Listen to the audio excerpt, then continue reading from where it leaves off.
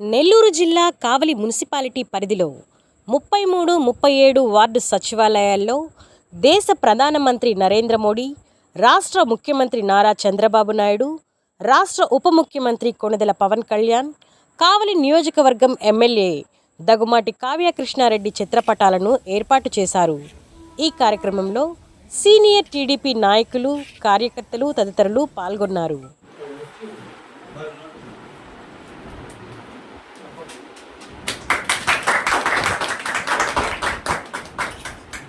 ఈరోజు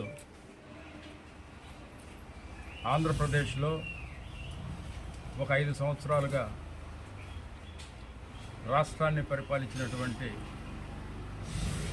దుష్ట శక్తులు నశించి ప్రజల యొక్క తీర్మానం మేరకు ప్రజలు చేసినటువంటి ఈ యజ్ఞంలో ఆ రాక్షస ప్రభుత్వం తొలగిపోయి ఒక మంచి పరిపాలన అందించేదానికి చంద్రబాబు నాయుడు గారికి పట్టం కట్టడం జరిగింది.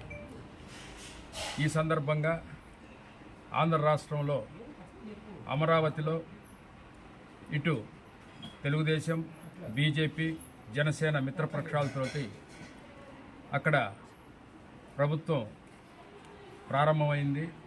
అదేవిధంగా ప్రభుత్వానికి సంబంధించి ప్రతి నియోజకవర్గంలో ప్రతి వార్డులో ఉండేటువంటి ఈ సచివాలయాల్లో ఇక్కడ ఉండేటువంటి ఆచరణ మేరకు ఇక్కడ సౌలభ్యం కోసం, అదేవిధంగా ఈ ప్రభుత్వానికి సంబంధించినటువంటి గౌరవ ముఖ్యమంత్రి గారి యొక్క ఫోటోలు, ప్రధానమంత్రి గారి యొక్క ఫోటోలు, ఉప ముఖ్యమంత్రి గారి యొక్క ఫోటోలు, అదేవిధంగా ఇంకా ఎమ్మెల్యే దగ్గుమాటి వెంకటకృష్ణారెడ్డి గారి వంటి ఫోటో ఇక్కడ ప్రోటోకాల్ ప్రకారం ఇక్కడ ఏర్పాటు చేయడానికి వార్డు పెద్దలు, ఇన్ఛార్జి నాయకులు, అదేవిధంగా పట్టణ ప్రముఖ నాయకులు, జనసేన పార్టీ నాయకులు, తెలుగుదేశం పార్టీ నాయకులు అందరూ కూడా ఈరోజు ఇక్కడ రావడం జరిగింది. ఈ మంచి సందర్భంలో దీన్ని ఒక పూజా విధానం కార్యక్రమాన్ని ఏర్పాటు చేసుకొని ఒక పూజ ద్వారా ఒక మంచి ముహూర్తంలో ఆచార్యులు శ్రీనివాసాచార్యులు అర్చక సంఘ అధ్యక్షులు గారి చేత ఇక కార్యక్రమం ప్రారంభం చేసుకుంటున్నాము.